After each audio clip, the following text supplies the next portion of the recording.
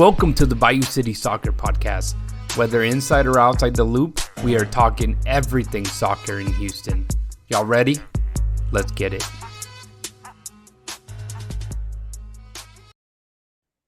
Houston, welcome to another episode of the Bayou City Soccer Podcast.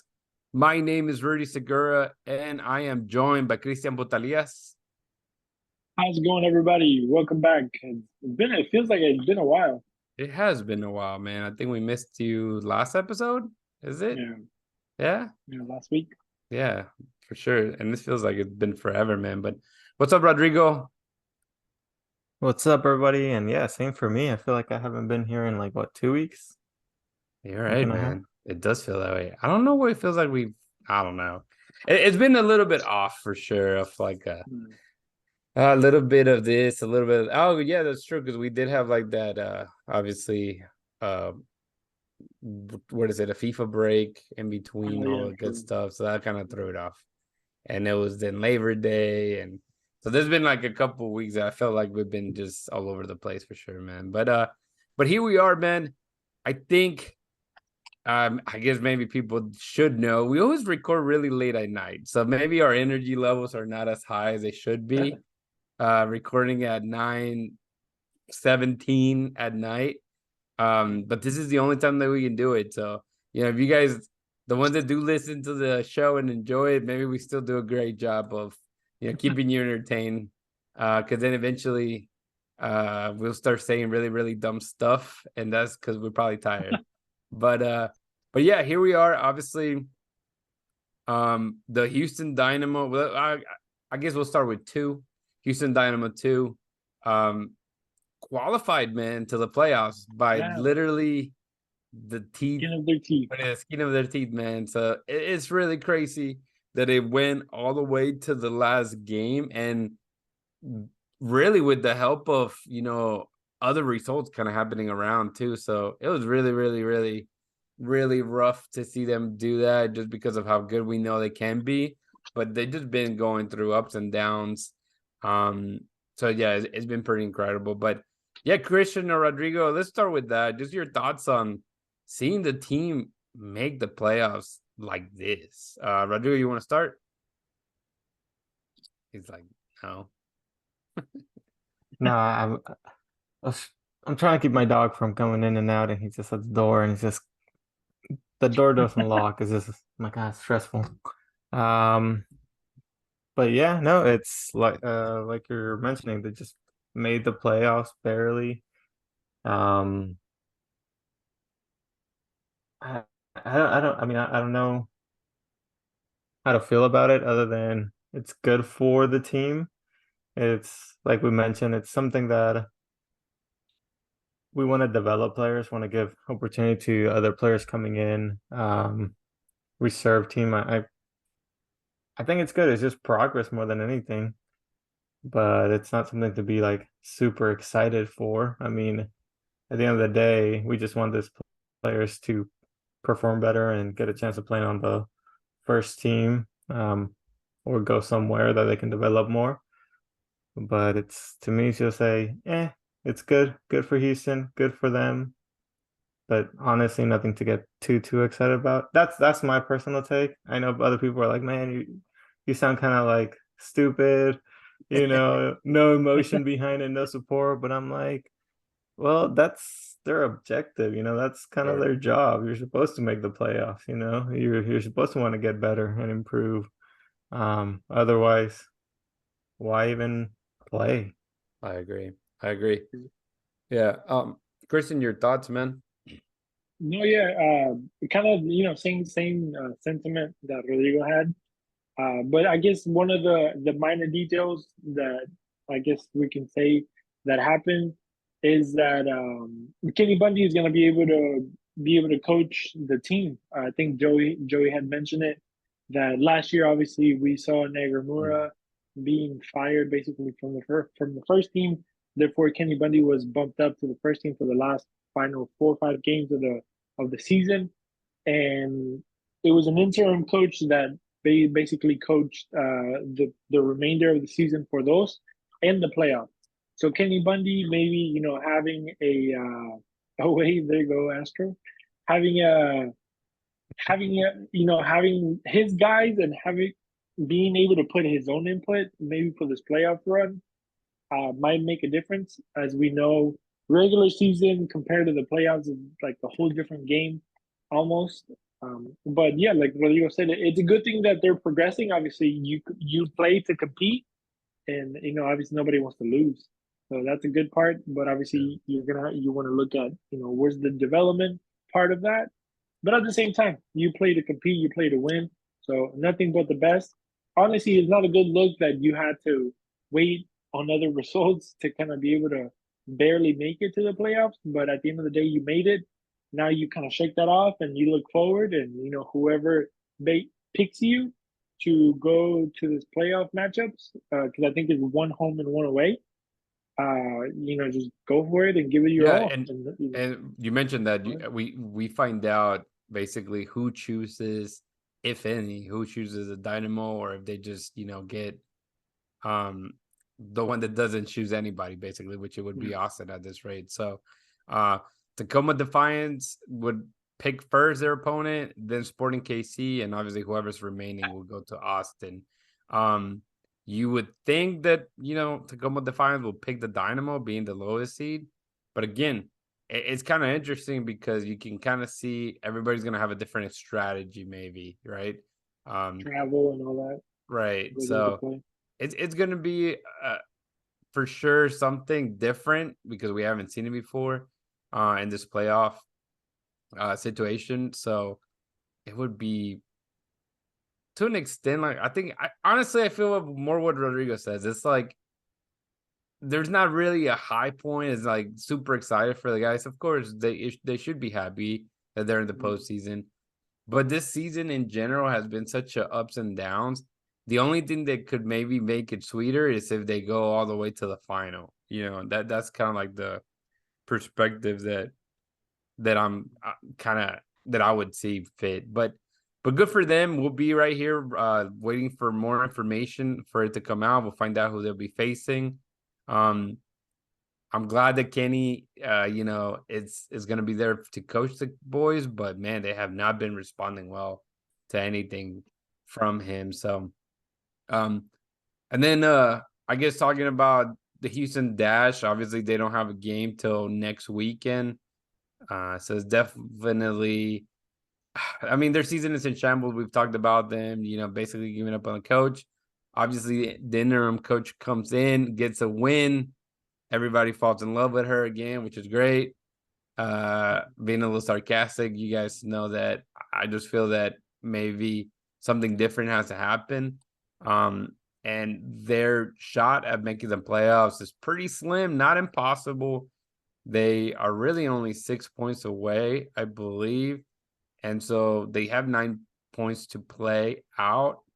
And if they get all 3 wins, man, they could technically make it in. Obviously there's going to be probably some teams that they have to count on, and for them not to win or get more points. So it'd be interesting for sure. No, I get a question, because I know we get a lot of people that follow the Dash that listen to this, and of course, maybe we're not as knowledgeable, but as people that like to support, Houston soccer and everything like that, I would like to ask the people listening, if you're out there, who would you like the Dynamo to pick as a coach? Because I think obviously we don't have one. I think we need to get that conversation going. I mean, the season is going to come to an end sooner than later. Alex Singer is going to have to, I'm sure she's already looking.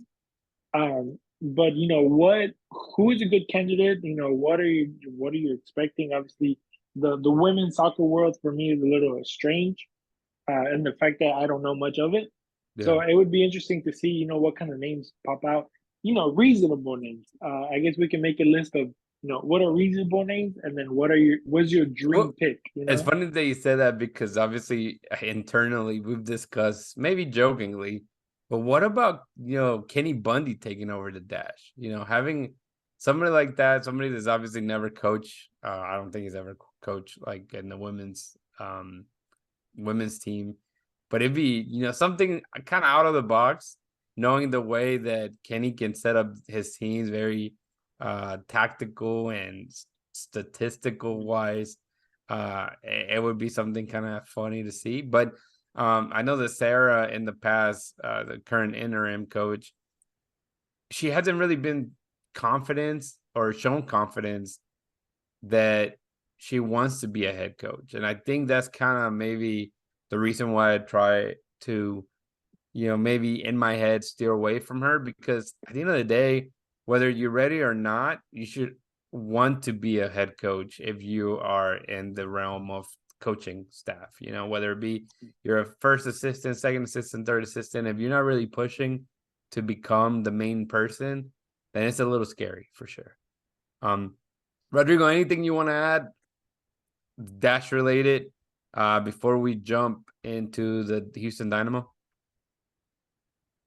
No, I mean,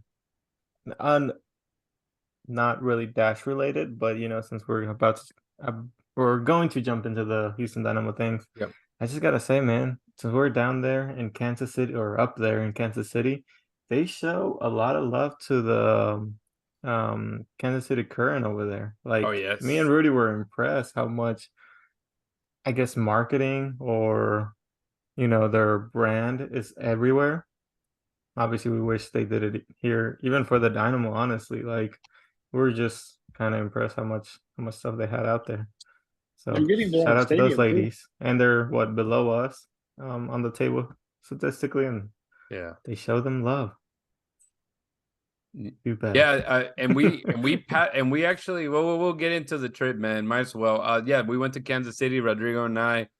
We were gonna take Chris, man, but we never heard from Chris. No, it's so good, so good. We left Chris at home basically, but I think next season I was thinking that we're a good amount of people in Bayou City Soccer, so it'd be kind of good if maybe we can do more away games, not necessarily together if we don't. But at least try to get people out. I'd like even, maybe like one game out of the season away, whether it be just somebody do Austin, somebody do Dallas, or kind of a little further away would be nice too, man.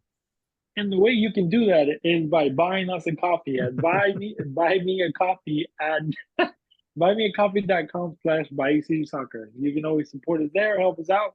Maybe we can use those funds to fund a trip for one of the boys.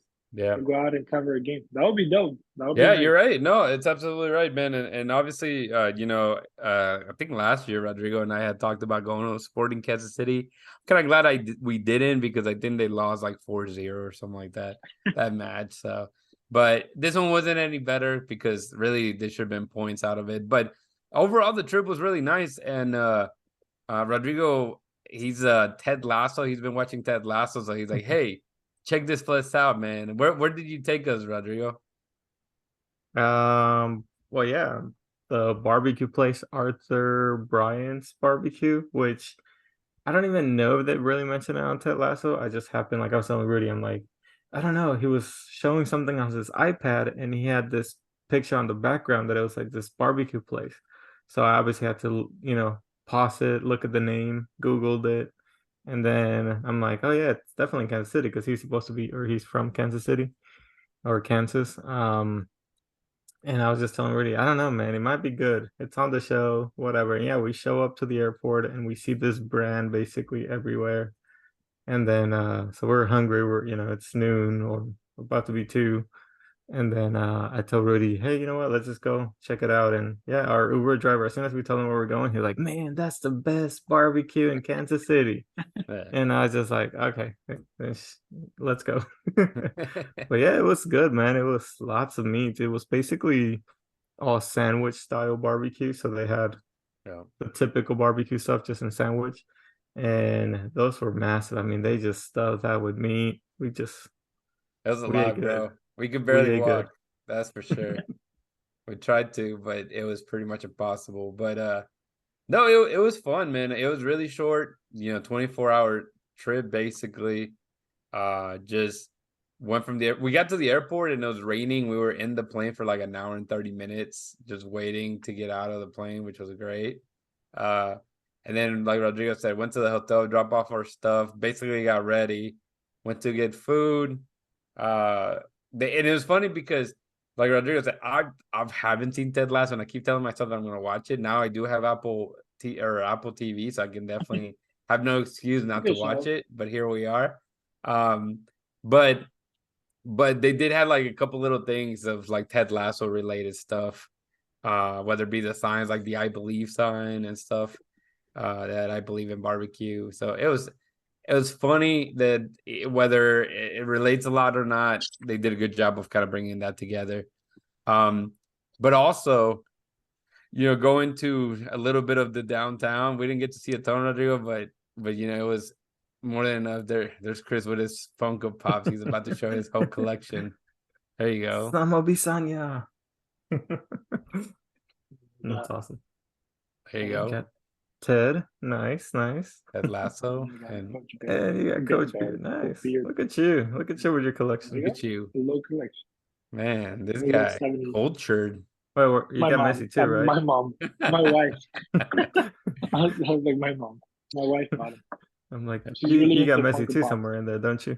No, I actually don't. I don't have Messi. Yeah. We gotta get you Messi one then. Oh, Messi's only the PSG. There you go. Now you got to get a sleeve tattoo like that, man. Right? Imagine. That'd be nice. Man. No, but yeah, overall it was a nice trip, and yeah, we basically made it to there. So when I talked to Manny from EB, he's like, "Yeah, man, are you excited? You're gonna go to the mall next to the stadium." And honestly, that's what we ended up doing. We had so much time. Straight up, just everything was kind of 30, 40 minutes away. And I told Rodrigo, bro, we can't keep going back to the hotel because that's money, man. That was like $50 Ubers. I was like, I'm not about spending money like that. And so sure enough, we got there about 2 hours before we were supposed to go in, more or less. Yeah, I think 2 hours. And just kind of killed time at the outlets. And it looked like it was gonna rain. Rodrigo bought a jacket, didn't even put it on, man. It was pretty fun. Hey, but now I have it because now it's raining in Houston and you need it. Yeah, and talking about the stadium experience, it feels like a smaller stadium. I haven't even really looked how many people fit in it, Christian, but it's really nice, like pretty nicely made, for how the stadium, like it's one of those that kind of like NRG. Whenever you go into NRG and you they check your ticket and then there's a big opening area. They have that on two of the sides, so they're able to do a lot of little, I guess, events and things inside during the game. So they keep you entertained, whether you're and they had a full-size goal, not like a little fake goal. They had like a full-size goal that you could shoot at. Yeah, it's pretty cool stuff. It wasn't a sellout crowd. There wasn't that many media people. That's one thing that I was surprised. There wasn't that many media people for them, for Kansas City. Yeah, I would have expected, being a kind of a team that obviously has always done well. It's always Rodrigo, go first. Now I'm looking at the capacity, and it's on Wikipedia it says 18,467, and according to Foot Mob attendance, it says 18,000. 33 fans. But that wasn't the case. I mean, we were there. There's a lot of empty seats. It was a lot of empty seats, man. Yeah. It's kind of like the Dynamo, man. They fluff it up because people may have tickets, but it's not that they actually went in there. It's about tickets sold, and it was still, a really good crowd. The fans behind the goal, what do they call it? Well, the place they call it the Blue Cauldron. So, What is a cauldron? Isn't that where like the wizards? They cook they cook spells and stuff. Yeah, that's kind of weird. Kansas City do better, bro. But that was because they were the wizards. They were the Kansas City Wizards. That makes sense. I guess.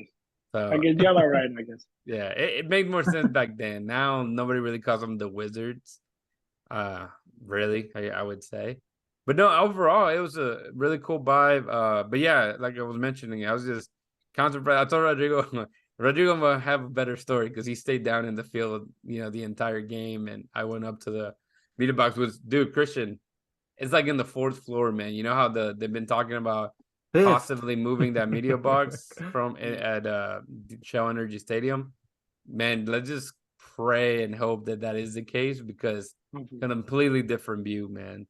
I know you've been to like the Austin, kind of similar to Sub High, or NRG, or even like Dallas Cowboys Stadium. Obviously, they're much higher. But yeah, it was just a different vibe, and it was kind of cool because there was a balcony, so you could see like, and obviously like, what's it called, feel a breeze, not necessarily just a window in front of your face. So, but yeah, surprisingly, like I said, not a lot of people, man. Not a lot of people. I will say though, I did get a little annoyed because the people were like super biased, and I feel that even when we're there, they make sure that like people kind of don't go too crazy when they celebrate a goal and stuff, and that was not at all the case there. But dude, you were down on the field, man. How was that experience? And I think one thing that I guess made the experience a little bit different than what we're used to, and not like we've gone to many away games, but I feel like Kansas City they're not prepared to teach people or guide people, I should say. Guide people on the whereabouts of like what the media should do. Because you would ask people like, hey, where am I supposed to go? And they're like, I don't know, ask that guy. We got the we were like, where's the credential? They give you a credential, and then it's like, go, be free. And like we would run into players and like, just like, hey, what's up, guys? Like nothing. Like you're just walking with them. Like it was, I guess, to an extent interesting, but I don't remember seeing that many security guards, period, anywhere. Yeah, nobody asks you questions really when you're down there, as long as you have a badge. They just think like, oh, he knows what he's doing. But honestly, no, we were lost. Like I was taking pictures, and if you watch the game from home, the camera view, I guess that side that's closer to your TV, where the coaching staff and all the players are, that's only reserved to the staff, players, staff, team staff, anything like that. If you ever gone to Shell Energy Stadium, that's really where I guess our media staff is allowed to be, on the side of the coaching staff. Well, I didn't know any better, so I got on that side, and then by halftime they're like, hey man, you don't have the right color vest on your little, or whatever vest they gave me. And they're like, are you with the Dynamo? Because I think you're in the wrong place. So it's kind of one of those things that they don't really guide you, and me and Rudy were both kind of lost trying to get around the stadium to begin with. Like, where are we supposed to go? Where's the media? And we had to ask like 4 or 5 different people, because nobody really knew how to get there, or how to, I guess, I don't know, join the crew. And yeah, very interesting.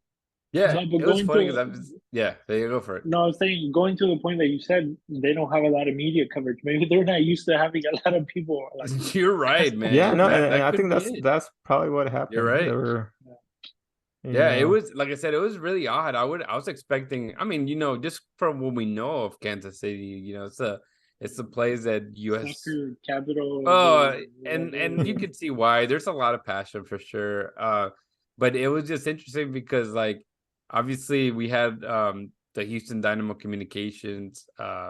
Jag was helping us out, but it is one guy compared to like 100 people from the Kansas City. Like, we don't want to keep bothering like the Dynamo people. And it was just like nothing. I kept telling Rodrigo, dude, can you believe we're just back here, like just walking around? And obviously, like, we're not doing anything or bad or anything like that. But it felt weird that there was like literally no one really telling us where to go to an extent. And the directions were always like, we would ask one person and they're like, oh honey, I don't know where you're going, and they'll get somebody else, and then that person would be like, kind of know, and then you walk and then you obviously are lost still, so you have somebody else and they don't know. So it was a little, it wasn't frustrating at the end of the day. I think we got where we needed to go. But it was definitely interesting. Like Rudy was riding the elevator with the Kansas City player crew and everybody. Yeah, it was hilarious. I'd send the message to you guys. I'm like, hey, I can confirm that Alan Pulido is not gonna be playing, because I just ran into him in the elevator. It's just funny, like the way it was. And then that's crazy. What was fun, even funnier, what I was telling Rodrigo, because obviously the game ended. All the Dynamo players basically ran out of the pitch because obviously who wants to stay there after almost tying the game, and it's kind of gut like lost. And so I'm going towards the elevator and trying to make it downstairs because they had already told me, Jack had mentioned where the press conference was going to be, which is a little room downstairs near their locker room. And I'm waiting, and there's like literally like all these guys, like Alan Pulido. There's another guy I can't think of, and then a bunch of like reserve guys. And it was funny because obviously all these Kansas City players, I'm right in the middle of it, and they just kept looking at me. And obviously I told Rodrigo, I was like, damn, they probably see that one Dynamo badge in my backpack, and they're over here. And then what was funny is like they were closing the elevator, and you just hear somebody's like, hey, stop the elevator. And like somebody put their hand, and it was freaking Johnny Russell with his girlfriend just walked in, and everybody was like giving crap to the other guy. It was just like really funny, like the way it was set up. Again, literally like no one there other than us, like so it was just really, really funny. The whole experience was pretty funny. And then obviously being able to talk to Ben and to Brad Schmidt, after the match was nice, and we called it a night. But I was trying to maybe get like a video or something, but we were so lost and confused. I was like, there's no way we're gonna make it back to where we're going at this point, man. So really good experience. Definitely looking forward to doing another one next year. Wish it would have been a win, first of all, and then also maybe that it would have been the US Open Cup final coming up on Wednesday, man. Yeah. But one thing we did take away that I like it for Kansas City that they're really well backed up by their fans, their supporters. It was like,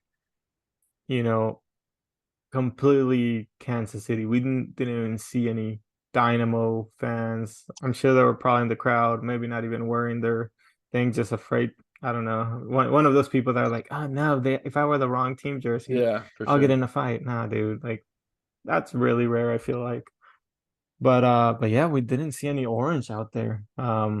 Which is good for Kansas City because I feel like if Messi does show up there, I don't think he'll be like that welcome. They'll actually support more Kansas City than try to bring this little, Messi fans, kind of like they made fun of the Orlando game. Yeah, I'm sure you guys saw that. That was awesome. Yeah, for sure.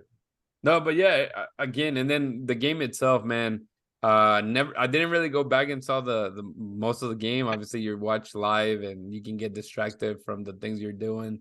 But I think that was I would say it was gonna be a win or even a draw, knowing that, last second, great save by the goalie. We have to give him credit, but Bear had to do better right there, man. In the basically 90 plus minute, dude, put that on frame, trying to get that goal in. But great to see. The takeaways that I have is great to see Teenage get minutes, play the first half, get a goal.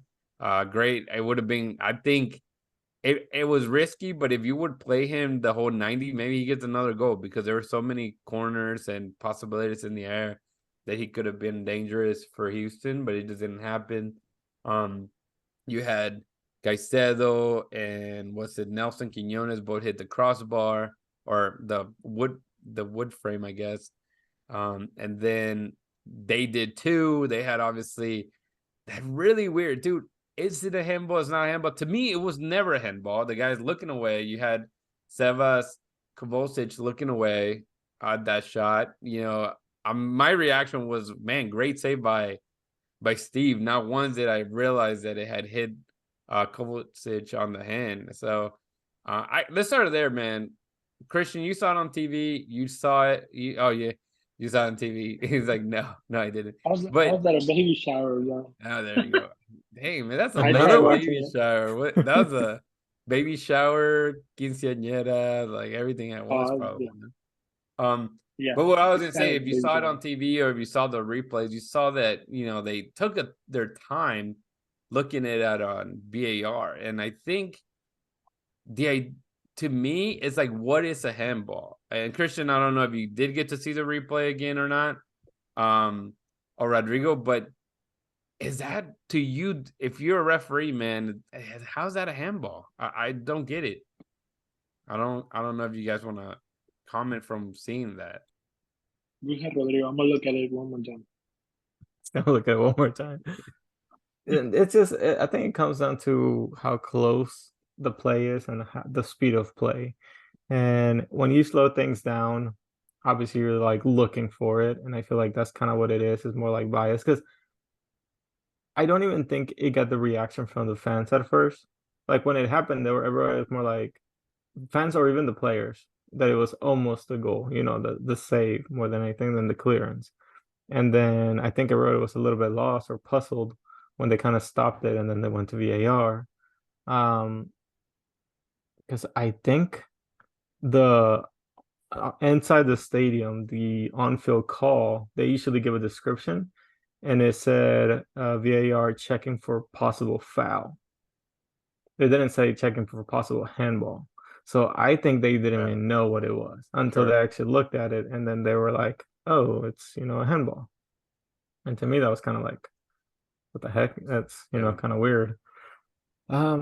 So yeah, I think it just came down to who was running the VAR at the time and what they thought it could be, which is also kind of lame, just because it's like what 8 minutes into the game. No, not even. No, it was the 4th minute that the incident. Or 4 minutes. I don't know. I guess it took like all the way to the 7 minutes for them to take the PK. Like, I mean, it was something really, like really that. Early on, they'd spend 4 or 5 minutes just looking at the replay and trying to make a decision. And looking at the play and looking at other plays that we've seen in the past being called the PK, that you're like, there's no way.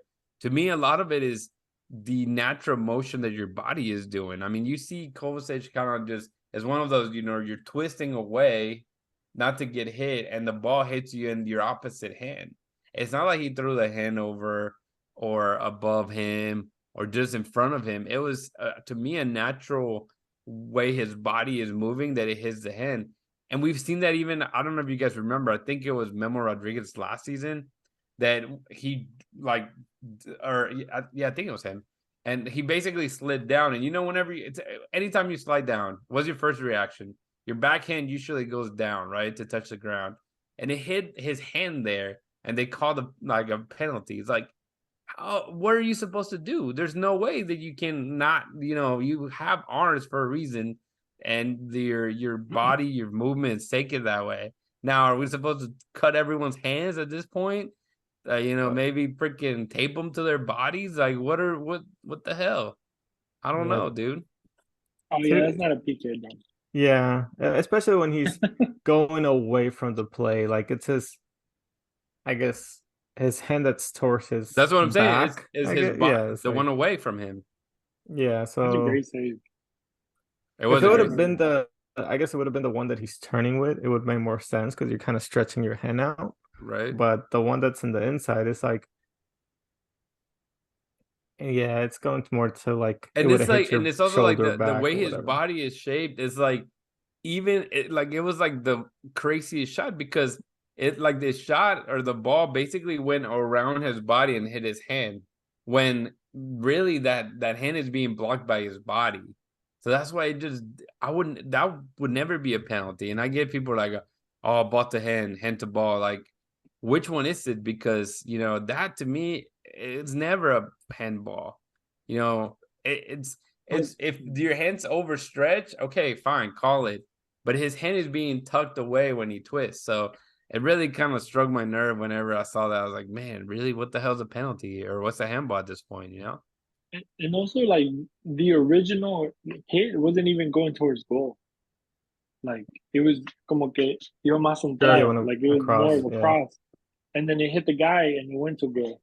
So I don't know. I mean, I remember now because I watched like the first 5 minutes on my phone. Yeah.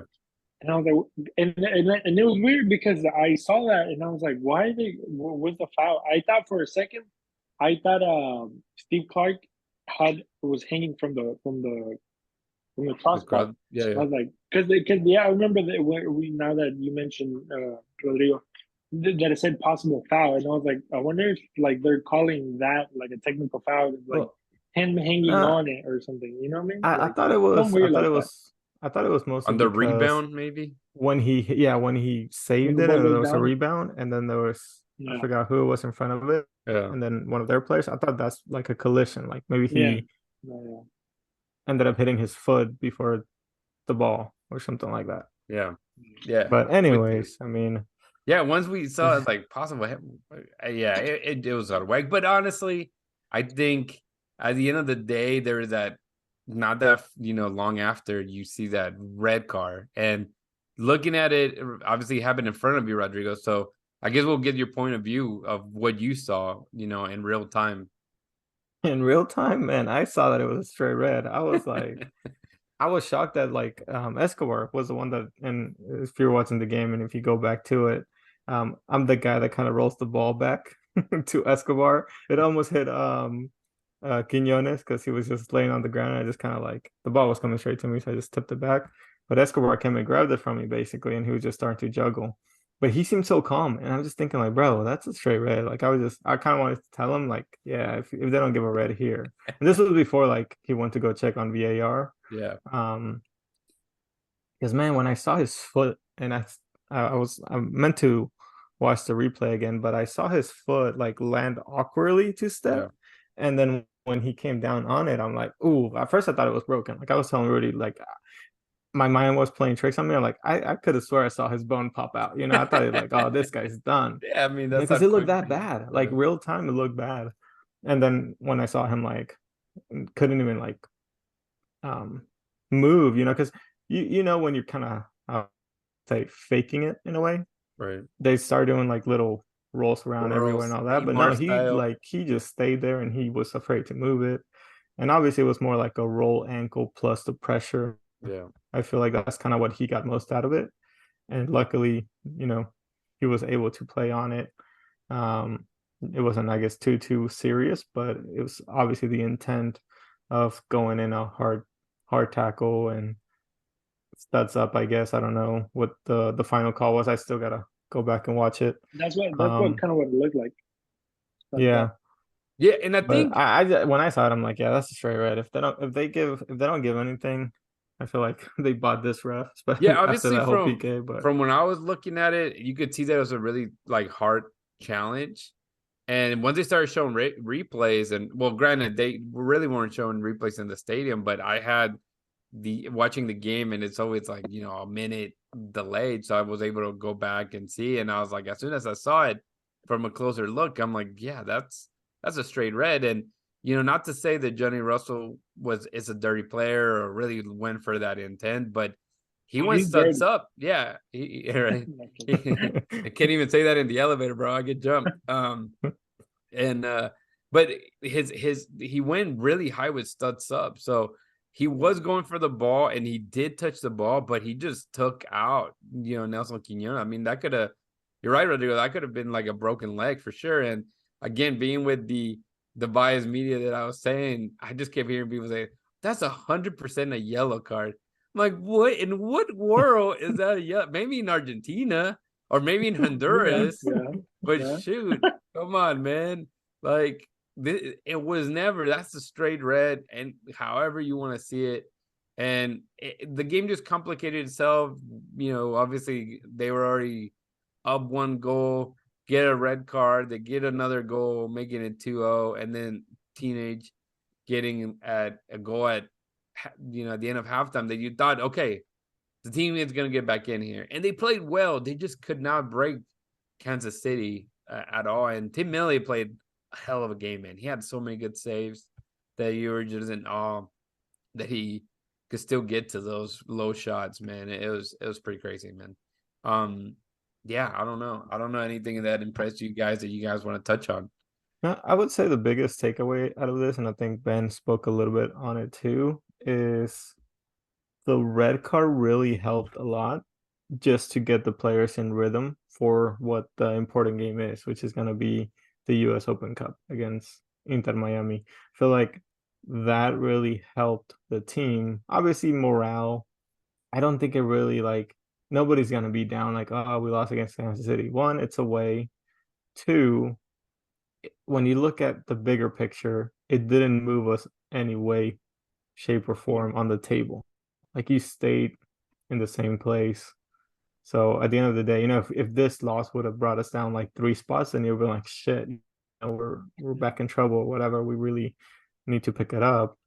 But the fact that we stayed the same, and the fact that our players weren't extremely fatigued after the game, I think that's kind of like a win. Like they did what they had to do.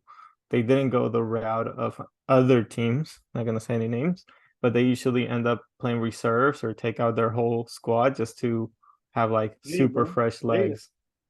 But Yeah. No, and I think that was it was good to see. I mean, a number of rotations, from games past. So seeing players like Ethan Barlow play a really good game, the 90 minutes again, almost getting that breakaway assist to Corey Bear would have been like the what is it, cherry on the cake. So it just didn't happen. It didn't pan out, but whenever you go away, those away points are not given. I think we've noticed that. And if you talk to Zach from our group, man, he'll tell you always bet on the home team. Like, the home team, chances are 90% probably that you're gonna get that dang win. Like and we're that's the playing home team. away next game, bro. What are you I know, I doing? know, I know. No, Who are you supporting? no, but Is that a we'll get there. We'll Messi get there. jersey in the back? But That's why you have the fake background so you don't feel the paint. yeah, for real. Once I take this one off, the messy one comes on. But no, obviously, again, not the result we wanted. There's a very important game on Saturday for the regular season. The team is trying to clinch playoff berth since 2017. It's there. It's almost there. They just need to go ahead and seal it. But we'll skip that talk for now and go to the U.S. Open Cup, man. I don't know how excited you guys are for this U.S. Open Cup final. I feel like the excitement is there because we've been talking about it for so long, but I think a lot of us are kind of tired of just Messi and Miami. And I think, Rodrigo, you mentioned earlier, Orlando did a hell of a great job burning all those quote unquote fans, man. But Rodrigo, we'll start with you, man. What are you thinking about this US Open final, man? I think that's something Houston needed. Not just the team. Well, mostly the team, mostly Ben, I would say. Herrera that he, came from last season and like he said, wanted to go to what's the best translation? A shithole, I guess. Out of there.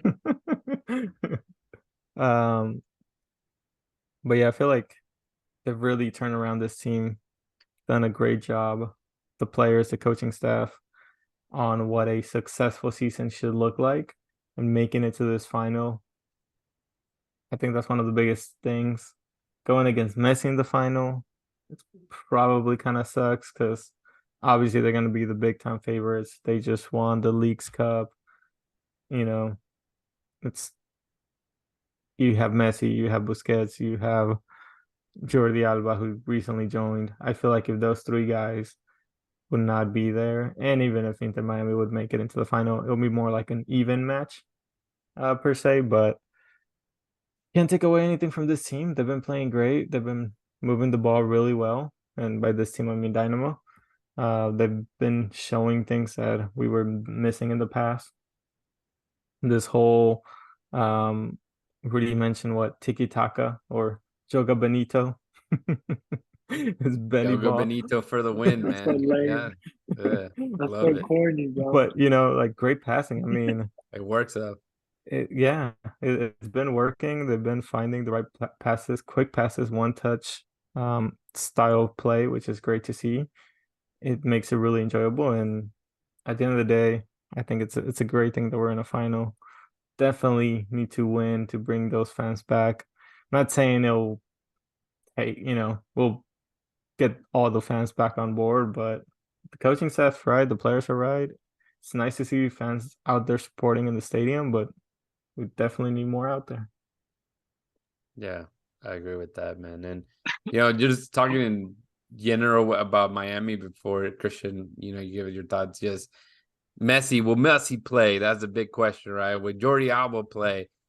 It's a final, man. I think you gotta have to see them, like whether they start or they come off the bench.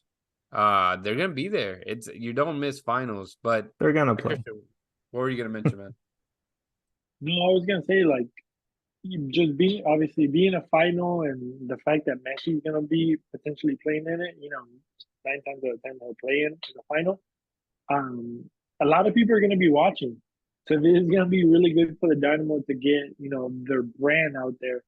And if they play the way that they've been playing, if they put the heart that they've been putting in his last few games, I mean, players like Dorsey, players like I don't know Goko, has had who already has had eyes on him, would probably put more eyes on him. But I think this is going to be a huge plus, not only to kind of show the league that maybe we could compete and we could win another championship, but kind of show the world that the Houston Dynamo does have some talent, and we're turning stuff around. I think a lot of people, there was an MLS what's it called, article that just came out. I forget the name that wrote it, but I know the guy sent it on the chat. I started reading it. I didn't finish it, but basically, people are noticing the Dynamo. They're noticing the change. They're noticing all the good things that we're doing. And was that the Charles Bowen? I think it was Charles Bowen. Yeah, that one. Yeah, yeah. That one. Shout out to that guy. So yeah, I mean, if you haven't read it, go to MLSsoccer.com.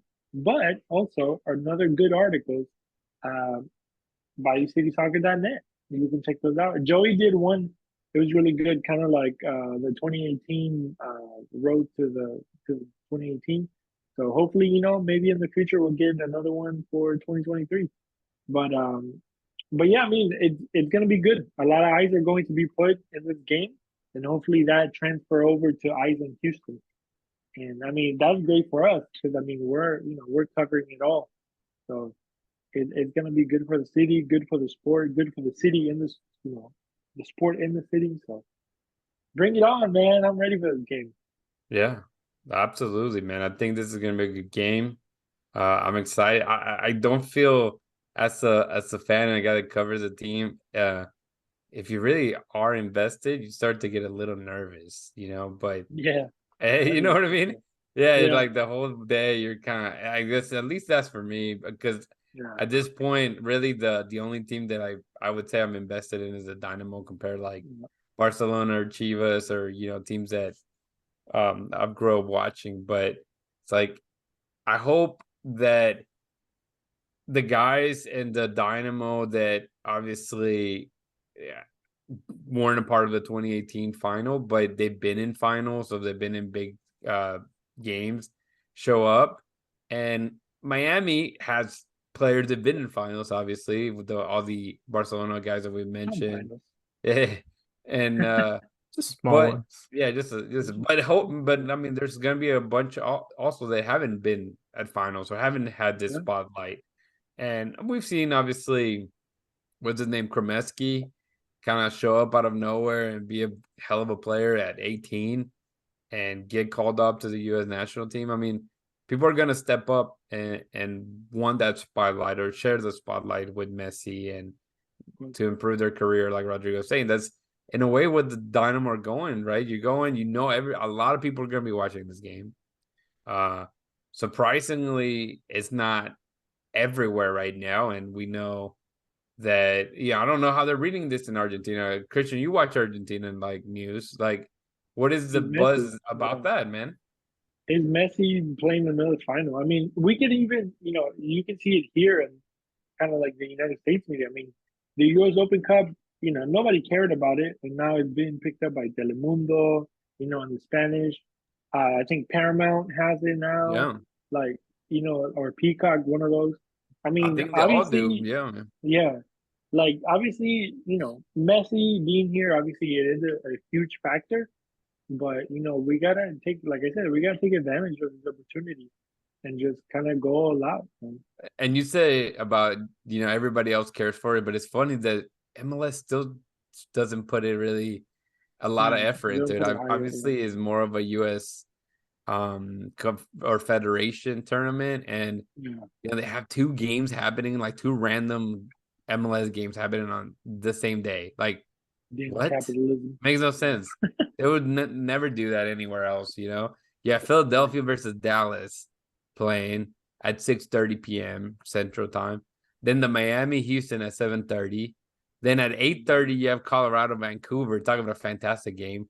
And then you get Must LAFC watch. at 10 o'clock, for the Campeones Cup or whatever. It's like, That's too much. what? Bro.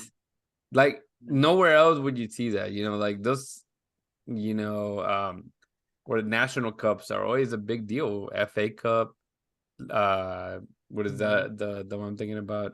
Even Carabao Cup and stuff Copa like that. del Rey. Yeah, even Carabao gets love, for God's sakes, man. You're right.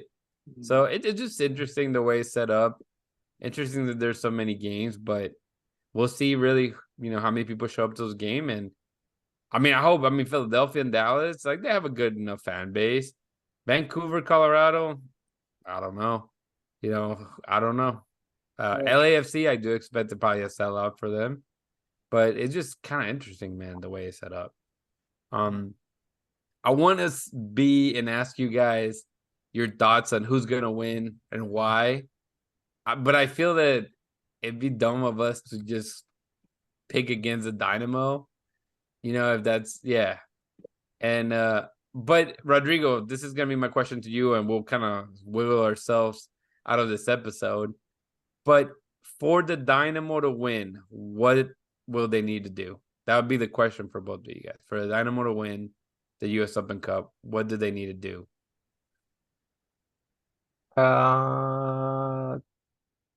Score more goals than the opponent. Come on, Rudy. I knew you. See, I told you it's 10 o'clock. The stupidity kicks in. Control the midfield, man. Control the midfield. Yeah. I don't even think it's that. It's honestly control the fouling. I feel like Dynamo gets heated real quick. Yellow start flying, red start flying. Yeah. I feel if we get an early yellow, red, especially Herrera. Herrera has been a key player, but he's also like, I would say maybe short temper at times, where he just throws little tantrums and boom, yellow. And now you're playing the next 80 minutes with a yellow and trying to defend somebody like Messi, or whoever it could be. You can't really make those tactical fouls anymore because it's going to be another yellow. I feel like we can stay away from that too, making stupid fouls. If Messi's behind the ball on a free kick, there's not much you can do about it. It's basically give him a free goal.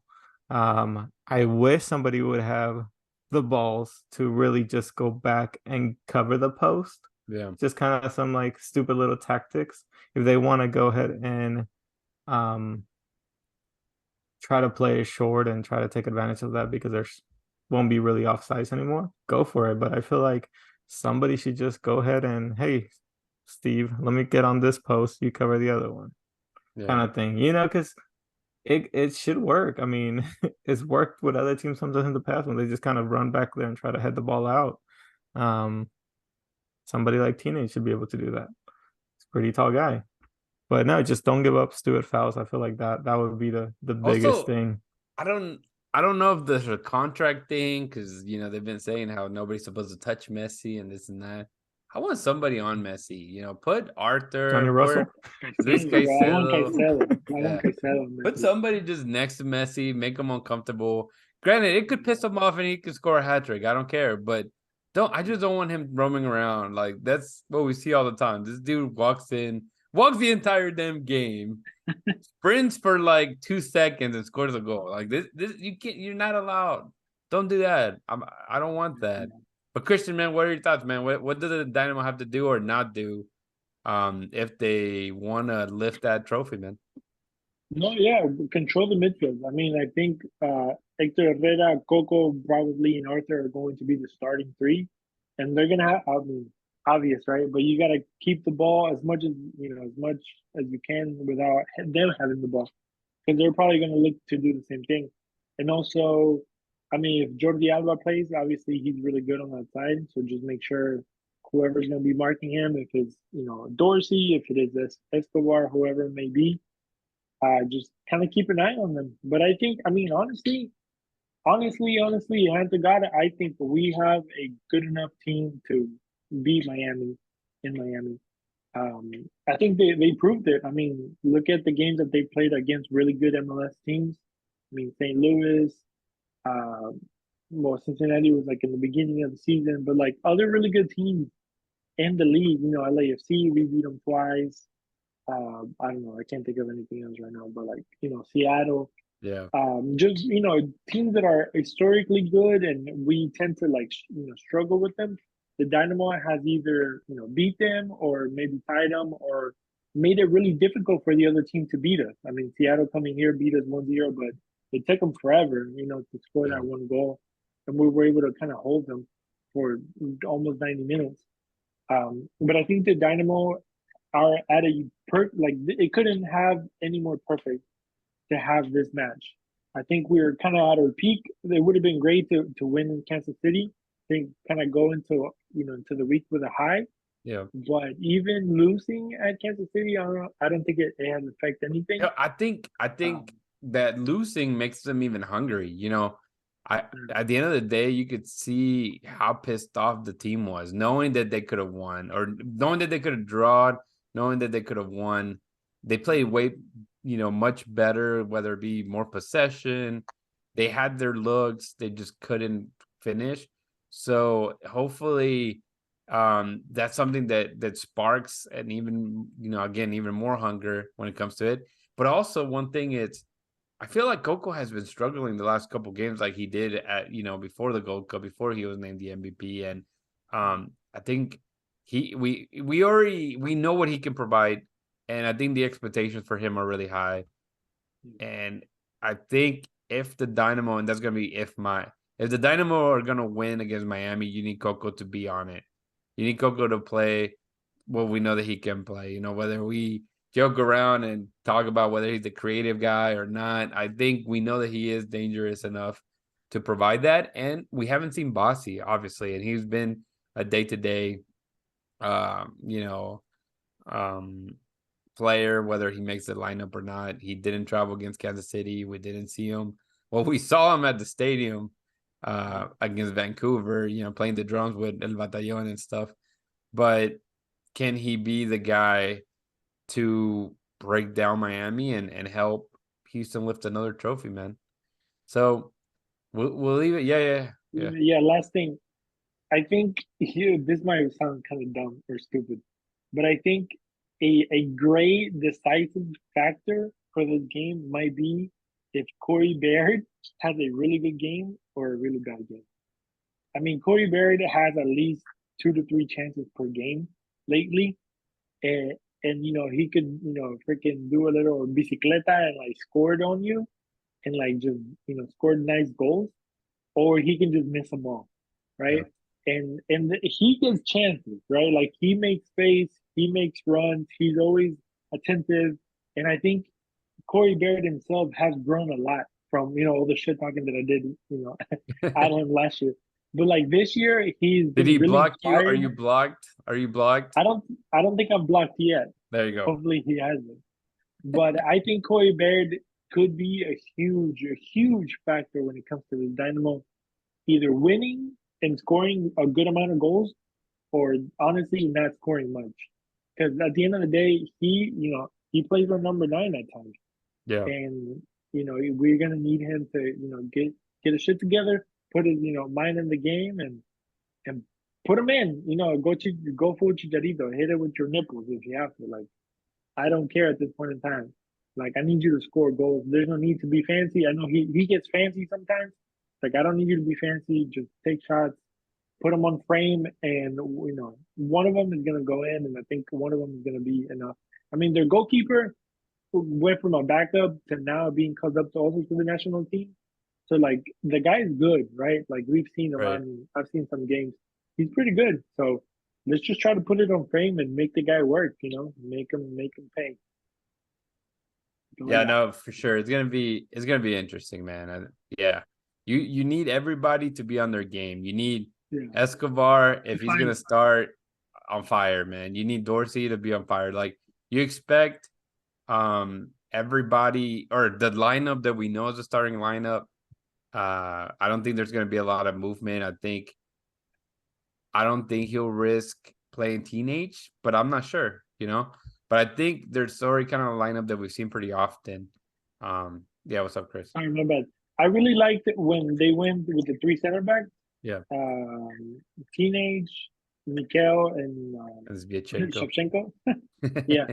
I really like that. For some reason, I think we were really good defensively. And then, if you can have Escobar and Dorsey on either side, I think that would be really, really good.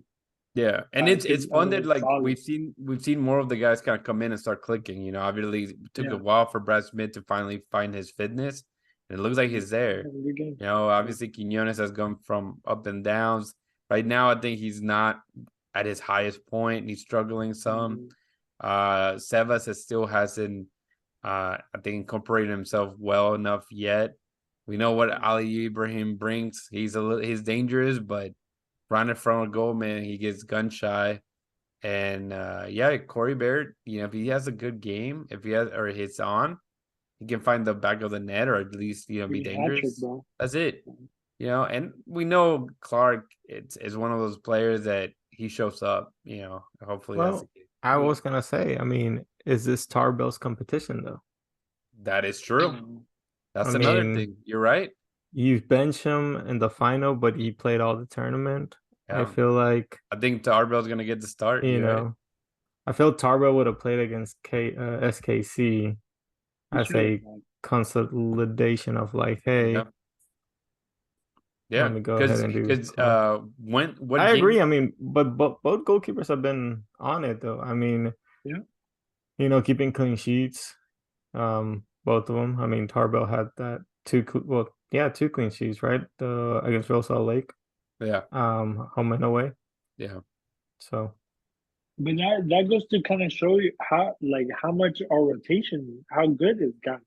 Even our goalkeepers are like straight. You know what I mean? Like it's crazy. They're both like showing up. I think we have like 5 center backs, and most of them have been playing. Daniel Steres hasn't played in a while.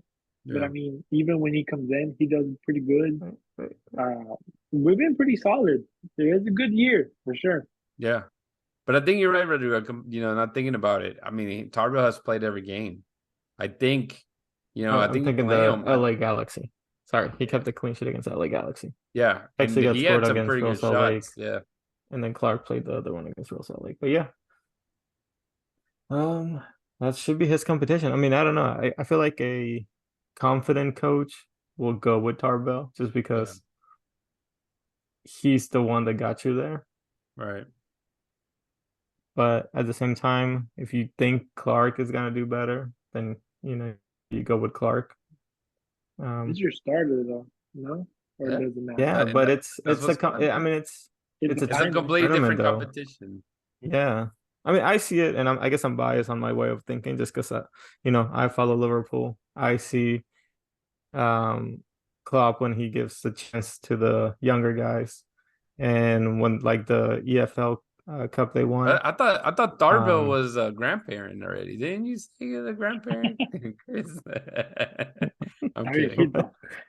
He said a young guy. I'm like a young guy. He's like Tarbell looks like. Well, you know what I mean. Like, I know what you mean, bro. I was messing with you. I'm talking about the reserve. This guy. Tarbell. Just, we don't do respect to Tarbell. I'm sure he's a nice guy, but he knows, right? He needs some of that gray for men for gray, whatever. I'd rather have gray than no hair, technically, but that's true. That is true. That's Tarbell gray season. Yeah, for real. But guys, I think we've touched on everything we're going to touch on. Definitely check out our social medias because we're going to be giving away some good stuff soon. Chris, tell the people how they can connect, man. Yes, you can get us at BayouCitySoccer.net. Always find us there. Go check us out. Just a quick shout out to Senate Avenue Brewing Company. I think they're also having a little watch party over there. So if you're in that area in Jersey Village, Cypress area, go hit them up. Go over there, show up, be loud, be proud. Wear your orange. Support the Dynamo. So go and check them out over there, Senate Avenue Brewing Company. But yeah, us, BayouCitySoccer.net. You can find us at Bayou City Soccer on Instagram, Twitter, Facebook, and YouTube. Go check us out over there. Rudy Segura 01. I think. One Rudy, I don't know. Bro, we've been doing this too many years, and this is the same thing. Rudy Make Segura it 3 and Rodrigo Segura 01. Go check those guys out. You can find me at Cris Vitalias with no numbers at the end of my name. And then you can just, go check us out, BayouCitySoccer.net. That's where we be. Rodrigo, tell the people Right. goodbye. Goodbye. Goodbye. I see that. All right, Houston fans, thank you for listening. And remember to always hold it down and keep it forever orange.